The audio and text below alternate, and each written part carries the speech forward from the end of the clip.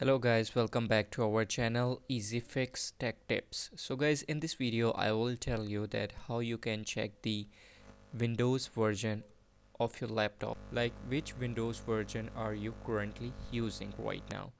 So to check it out, you just simply have to open the Windows Explorer, then right click on this PC.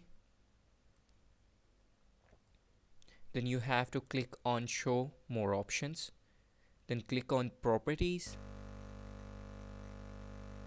Then here you can see the Windows specification, and you can see the edition of your Windows is Windows 11 Pro, and the version of my Windows is 23H2. So that's the version of my Windows 11 Pro.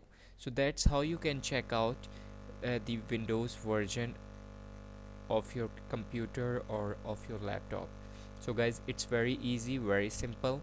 If you like our video, don't forget to subscribe our channel Easy Fix Tech Tips. I will see you in the next video.